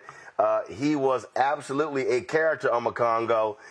Ricky Smiley had him on the show, call him his hero. Man, he used to just go at other council members. Hey, rest in peace and power. And, sometimes you just got to tell it like it is. And if you give people an inch, they'll take a mile. They sense one form of disrespect, they feel like they can keep going. And so he was no nonsense with that. And to be quite honest, some of the things we've been talking about this whole show with Trump and other things, this idea of how they see us. And when we step up like that, people know that they got to step back. And that's what I appreciate about him and everything that he stood for and his advocacy, particularly with the Flint water crisis. We needed more voices. People were speaking up across the country about it, and he was one of the main leaders locally drawing attention to this. And so I always talk about the importance of being an upstander, not a bystander, and he was that in every way, shape, and form. And so, rest in peace and power to him. And when we lose leaders like this locally or nationally, we just hope that there's other folks who are going to step up right after them and continue on in the legacy, because he's leaving a very strong legacy. Can't fill the shoes, but we can at least try to get close to it as possible. Over the weekend, of course, Little Miss Flint, she had actually posted a tweet about the news when it came out that he had passed away, stating that he was one of the a few council members who supported her, who had her back as well. And again, a lot of people did not like his style, Renita, but his district, they loved him. Absolutely. They loved him because he was authentic and because, most importantly, he understood why he was elected and he took that job very seriously. A lot of times when we talk about politics on this show, I have a lot of critiques for Democrats because, I know what is being done and what is not being done. And a lot of the critiques are around people getting elected and then not taking their job of representing people very seriously. This is something that you cannot say about Councilman Mays. I mean, he absolutely took his job seriously day in and day out, and he fought for the people in the way that they elected him. And so the things that he did, as you mentioned, he was somebody who did not make a lot of friends. Sometimes when he said what needed to be said, I can relate to that because I've had those same experiences myself serving for 6 years in the Georgia House. But at the end of the day, you are there for the people. Councilman Mays clearly remembered that and carried that with him every single day that he served, and he absolutely will be missed. Rest in power, Councilman Mays. I was looking for one video, Julianne. Let me think I found it. One of the things that was interesting is that, he had amassed like some 200,000 followers on TikTok because of his videos, and he had no problem going, like I said, at other council members. Here's one of them. Damn. It's a bunch of bull. And I want the whole city to know it. And I'm going to point fingers. Monica Galloway arguing, fussing. And she the main one. He's doing points of orders. He's doing points of information. Mr. President, I want to hear from you. Point of order. I stick by it. I call you a handkerchief head Negro. I call him a handkerchief head Negro. And I'm sticking with it. Google it. I'm going to give you Mr. Metcalf, take care of this foolishness. Now do it again and you'll be gone. Please finish. Don't interrupt me. I'm 59 years old, finna be 60 and grown. You don't care if I'm 100, but I ain't 100. I ain't free. You give me respect. I can holler and speak if I want to. Councilman Mays, please refrain from your profanity. Hell yeah. It shouldn't be fine. We got folks sitting in business and I wouldn't care if you was the chair, the sofa, the TV. Mr. Mays, you are out of order. You out of order. All right. Go. You're talking about everybody. I ain't gonna lower my voice. Quit talking to me. What you telling me to? Tell me to lower. Okay, what if I don't?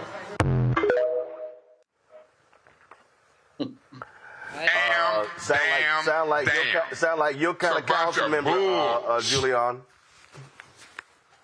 Hey, I love the brother. First of all, we lose so much in the name of decorum, propriety. Somebody might say he was over the top, but public policy in Flint was over the top. How do you end up with a water system that isn't working where people have to use bottled water? That's over the top. So if he had to throw a few dams in there to make his point, hey, I'm with him. Again, with so much of reality is swallowed by decorum. It's like these members of Congress, my esteemed colleague. You're not esteemed. None of y'all are esteemed, but you say that, and it's like trying to make chicken salad out of chicken spit. And I don't mean spit. By sitting there and acting as if everything is okay. This brother had a heart of the people. He did not mind expressing himself. He was not going to be cowed, bullied, or interrupted. And then there it is. I admire it. I had the privilege of meeting him once years ago, not years ago, but within the last 10 years. And we had an interesting conversation. We've cut out the same cloth. You call MF an MF if an MF is an MF. And that's just how it is. Unfortunately, too many of our people have drank the Kool-Aid of propriety. There is nothing proper about starving children. There is nothing proper about not having a working water system. There is nothing proper about paying people sub-minimum wages. So when you hide under propriety, what you're saying is, as long as you talk nice, it's okay. But the powers that be don't act nice. They don't act nice. And we know everything we've talked about on this show, Roland, really speaks to that. We talk about Lil Mike Johnson talking about his Christian beliefs. Well, what is Christian about starving children? What is Christian about forcing a woman who is pregnant by an abuser to stay in that marriage? What's Christian about that? We don't get me started. But literally, this brother should be a role model for every legislator. Now, I'm not saying everybody has to go into their profanity book. There are a lot of ways to use profanity. I remember calling a white girl on some television show the high priestess of prevarication. She didn't figure out what I said until about a week later, but she said, "Oh, you called me a liar." I said, "Itch, you need to walk with a dictionary." But in any case, you don't have to go into the profanity, but there are a lot of ways you can cut somebody out. Some of them don't have any profanity to do with it. But what you must have is a passion for justice. And so I'm glad that you have the commercials for Reverend Barber and the work that he's doing. He has a passion for justice. And this brother, Councilman Mays, a passion for justice. And that's a passion that I think many of us trade decorum for passion. Well, he was certainly a unique one, Eric Mays, Flint, Michigan council member, passed away at the age of 65. Going to a quick break. We come back. Urban One Honors took place over the weekend. We will share more about that next. Roland Martin Unfiltered on the Black Star Network. Check this out. Joe Biden and Kamala Harris are investing a record $7 billion into HBCUs. Billions for campus improvements, grants, and debt relief. Billions more for HBCUs, endless possibilities for us. When you talk about blackness and what happens in black culture, we're about covering these things that matter to us, speaking to our issues and concerns. This is a genuine people-powered movement. There's a lot of stuff that we're not getting. You get it, and you spread the word. We wish to plead our own cause. Too long have others spoken for us. We cannot tell our own story if we can't pay for it. This is about covering us. Invest in black-owned media. Your dollars matter. We don't have to keep asking them to cover our stuff. So please support us in what we do, folks. We want to hit 2,000 people, $50 this month, raise $100,000. We're behind $100,000, so we want to hit that. Y'all money makes this possible. Checks and money orders go to P.O. Box 57196, Washington, D.C. 20037-0196. The Cash App is $RM Unfiltered. PayPal is R Martin Unfiltered. Venmo is RM Unfiltered. Zelle is Roland at RolandSMartin.com.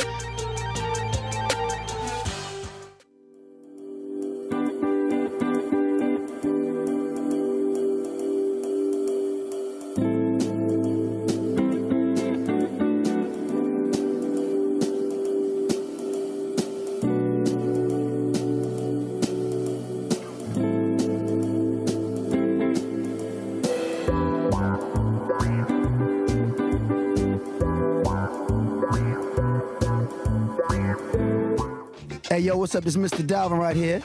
what's up? This is KC, sitting here representing the JODECI, that's Jodeci, right here on Roland Martin Unfiltered.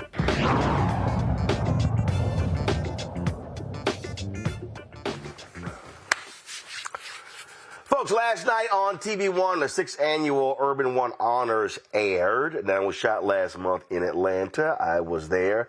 Last night, I presented the cast of Good Times. In addition to the 6th annual show, it was also recognizing the 20th anniversary of TV1. I was one of the folks who helped build that network. Of course, last night's show honored some of the best and brightest in Black America, including Dionne Warwick, recognized Lifetime Achievement Award honoree, Mary J. Blige, Frankie Beverly, Donald Lawrence, and Chloe Bailey. All of them were, of course, recognized. It was a great affair. And on the red carpet before we started, I had an opportunity to chat with my Houston homegirl, LaToya Luckett.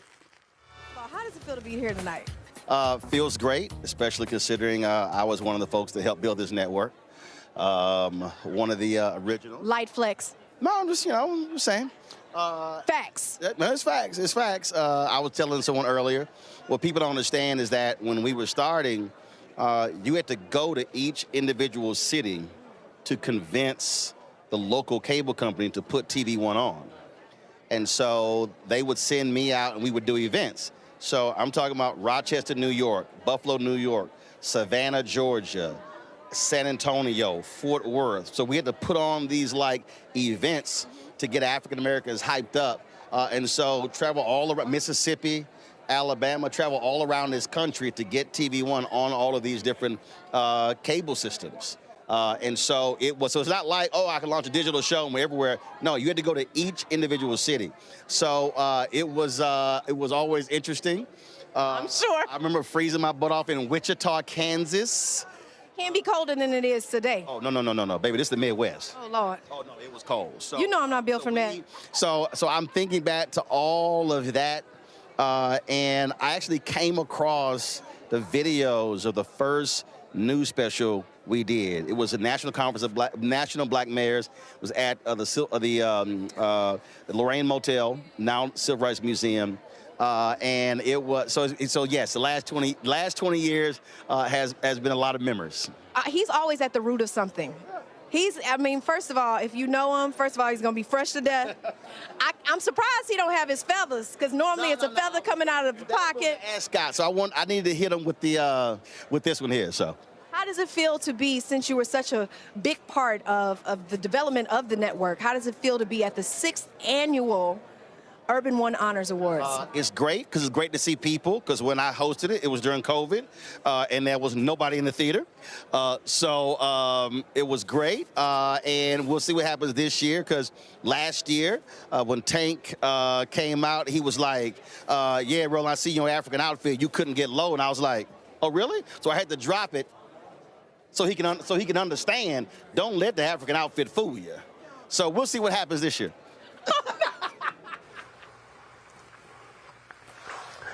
It was, of course, lots of fun. And you know what? And here's the thing that the reason I sort of walked through that, Julianne, because a lot of people don't understand how these things happen. Folk just figure, oh yeah, launch a network. No, it's a whole lot of drama behind it, and a lot of people also need to understand. And I was going over, I actually found the first episode of Washington Watch. There was a trip. We had Vice President Joe Biden and Congressman Jim Clyburn on that first show. And there were a lot of people you see today on all these other cable news shows who frequent MSNBC, CNN, and Fox News. A lot of those people, they were not being called, and they got their opportunity to be panelists on Washington Watch, my first show, and News One Now, the second show. Absolutely. Congratulations, Roland, on the work you've done, the foundation you've laid for journalists, for commentators, and for so many others. It's really important. The doors were not open to, if you go back, I remember I used to be regular on To the Contrary, and Bonnie Bay said that her show was an antidote to the pale male talking head syndrome. Because if you go back to, let's say, 2000, you could count on your hands how many people of color you see, how many women you see. Usually at a panel, there'd be one woman. There might be a black person. There might not be. And there was no compunction to do that. And so through the many shows you've had, it's 8 o'clock. You basically opened doors for people and also talked about what the quality of the commentariat could be. And it's really important from that perspective to think about the diversity of thought, not only among black folks. So you got three of us here. We vibe most of the time, but we don't see the world the same way all of the time. And that's a good thing. Black people are not monolithic, and we should not be placed in monolithic boxes. So, Urban One is doing well. There are 6 annual awards. I think that's really great. But I think, award ceremonies are fine. Let's also talk about issues of substance. And, Black Star Network is doing a substance piece. And that's what's important. We just talked this whole period of this show about misinformation, black men and Trump, et cetera, et cetera, et cetera. We need to have alternative outlets. And as, the Freedmen's Journal said, too long have other people spoken for us. We have to speak for ourselves. So, again, congratulations, and right on.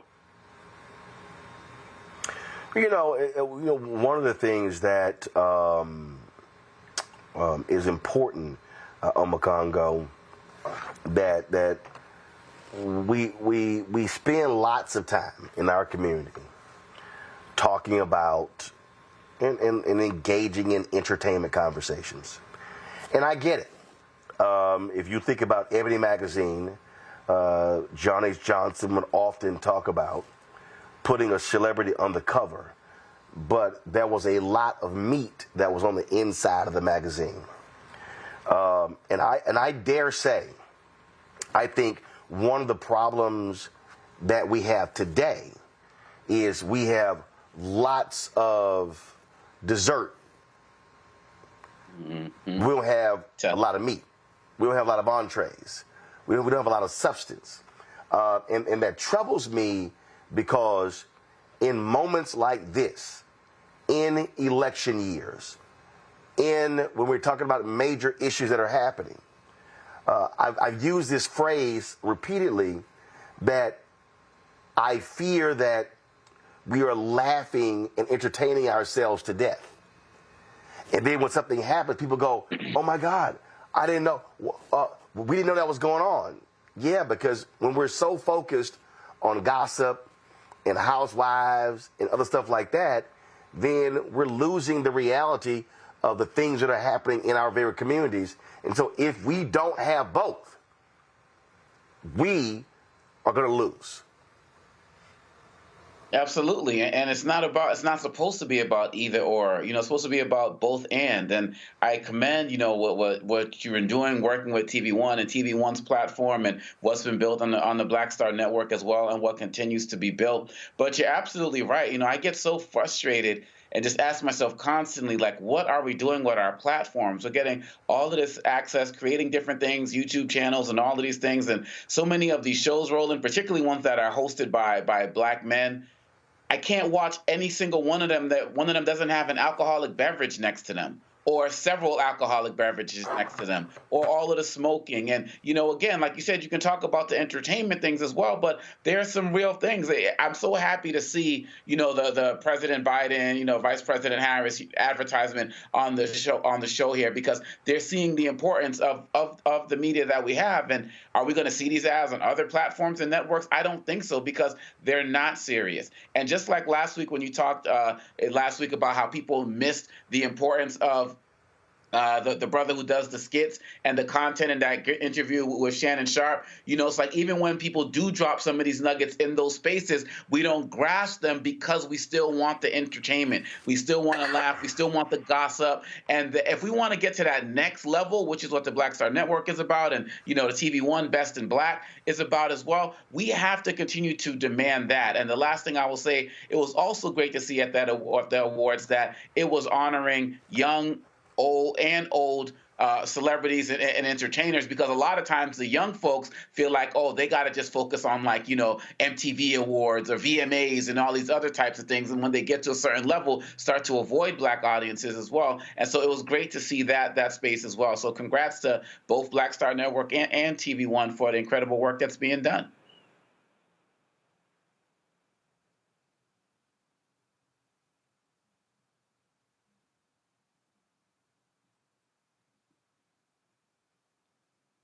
That was a video that was played during one of the commercial breaks that I asked them to send to me. So I want to be able to play that for you. So check this out. TV One's new ones now. What we represented was a place for Black America to come, listen, and learn about what was happening in this country. So when you talk about the importance of media, having a Black network with dramas, comedies, entertainment, gives you a whole perspective of Black America. Happy 20th anniversary, TV One. I am eternally grateful.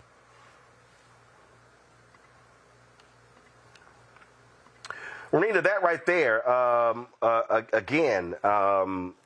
I just believe, and I keep saying this to our people, we have to show a 360-degree view of Black America. And even when, I'll say this, I was watching the other day, I recorded it, you know, BET has this news magazine show that comes on once a month, you know, and most pieces are entertainment. And I'm like, guys, we got enough of that. We got enough of that. There's a dearth of news and information that feeds us and that sustains us, and it all can't be sports and entertainment. Absolutely. And congratulations, Roland, for being honored for the work that you have done, the work that you deserve it. The work that you've done is so important, and it continues to be important. And one of the things that stands out to me about why it continues to be important is that, and I'm going to piggyback off of something that Julianne said earlier, you know, decades ago, growing up, I did not see, it was a rarity to see any Black person presenting news or being a commentator for mainstream media. And that's a situation that has changed. Now the visibility is higher. So now you can turn on an MSNBC or CNN and see Black faces talking about serious issues and presenting news. But what has not changed is there's more visibility of Black faces, but there's not a hyper focus on issues that matter to Black people specifically. And so without this show, there you go. Without this show presenting Black news on a daily basis to Black folks, we would not be able to hear our issues articulated. We would not hear different perspectives. So while the visibility has increased, which is great, that is not the same thing as reflecting our issues and increasing substance around the things that we need to know that are not related to entertainment. And so you are filling a void that is very, very important for us, because we are not all a monolith. And by evidence of how well this show has done, and News One as well, you know, there is obviously a Black audience that wants to know about politics and know about things that are not related to entertainment. And I just think for so long, Black people have been given what has been mostly just entertainment based, with the underlying sort of thinking that that is all that matters to us. And it's just not true. Well, look, I'll tell you this here. When we launched this show, I had reached out to, YouTube was actually funding a lot of different things. And I had talked to people there, and we were told black news won't work. And I said, okay, watch us. And we've shown them that. And sure, there are other platforms that get far more views, that focus on entertainment and sports. And that's fine. I got no problem with that. But I've made perfectly clear, in this space, we know exactly what we're focusing on. And just like when I was at News One Now, I had a total ban on anything Kardashian. Mm-hmm. You couldn't even bring them up. At News One Now, because I was a host and managing editor, I didn't allow reality show people to come on. Matter of fact, that was one of them housewives. She came to D.C. I actually wasn't there that day. She came to D.C., and it was an initiative she was working on. I said, y'all can discuss the initiative, not her show. And so somebody was like, man, why are you so hard against these shows? I said, because I see how black women are represented on those shows. Mm-hmm. And I said, I am not going to feed that beast. And I said, you don't have to like it, but that's why you're not managing editor. And I am. Right. And so this is why ownership also matters. And so we have got to understand in our community that there are things that are happening in cities across the country. And I get text messages and emails from people pleading with us to cover stories. And what's so sad is we don't have the resources. We don't have the resources of the New York Times, ABC, CNN, MSNBC. We can't send reporters and producers all around the country, which is why we're fighting for those advertising dollars, which is why we're calling out Big Pharma, spending billions of dollars elsewhere, virtually no money on black media. And that means Pfizer. That means AstraZeneca. That means all these pharmaceuticals, Merck, all of them. Hell, Merck had a black CEO and they wasn't spending money. So we have to understand that we do not, as a community, want to get to a point where all we have to show for ourselves is sports and entertainment. That is not how we survived through Jim Crow. We survived Jim Crow because of the North Star Frederick Douglass and Ida B. Wells Barnett and her reporting, and Robert Abbott and the Chicago Defender and the Pittsburgh Courier and Atlanta Daily World and On and Ebony and Jet and Black Enterprise and Essence and BET when it was black owned and TV One. We have to understand that's how we got to this point. What we cannot do is lose sight of the news and information that informs us, that empowers us, that enlightens us, and educates us. So to our panel, thanks a bunch. I appreciate y'all being on today's show. Renita, thanks a lot. Omakongo, thanks a lot. Julianne, thanks a lot. Folks, that is it. Please support us in what we do. Y'all hear me say this. And I love the people who go, man, I don't know why you be sitting here begging for money. Well, fool, NPR does it every day. PBS does it every day. So what are you talking about? The reality is we do not charge anybody out here for this content. I purposely said we're not going to charge a subscription fee. And we could have. We could have easily said, all right, to access our content, I'm going to charge, $5.99 a month, and I'm going to get, 20,000 people to pay $6 a month. And guess what? That's going to sit here and raise $1.8 million, and that's cool. Nope, I didn't want to do that. I wanted our information to be widely accessible to everybody. Posting it on social, streaming on YouTube, streaming on Facebook, streaming on Twitch, streaming on Instagram, streaming on the Black Star Network app, streaming on our 4 Fast channels. Because we need the information, especially this year. So when I ask y'all to give, you're not sitting here, I'm giving a Roland. No. You're paying this live view unit right here that I'm at the house. This unit here is $20,000. We got 2 of them. We got staff. We got, we're down a booker. We're down a producer. Those 2 positions are going to cost $105,000. Because we don't generate enough revenue, I actually can't provide benefits. So everybody's 1099. And so people have to understand the reality of what we're trying to build. So your dollars are critical. So if you are watching, and if you've never given, please do so today. Commit today. And so we ask $50. If you could give more, great. You can't give 50, whatever you can give, that's great. But trust me, you are making it possible for this show and for Roger's Daily Show and the 5 1-hour shows that we have. We're doing more original content than any other black-owned media outlet in America. Any black-owned media outlet in America. Podcast network or linear cable or radio. That's what we're doing. Senior check and money order to P.O. Box 57196, Washington, D.C., 20037-0196. Cash App, $RM Unfiltered. PayPal, R Martin Unfiltered. Venmo is RM Unfiltered. Zelle, Roland@RolandSMartin.com. Roland@RolandMartinUnfiltered.com.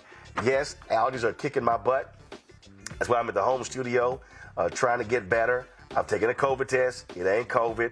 It's allergies. I've been in every dadgum climate over the past 30 days, and they are wearing my behind out. But I'm still here, and I appreciate y'all watching as well. I'll see y'all tomorrow. Holla!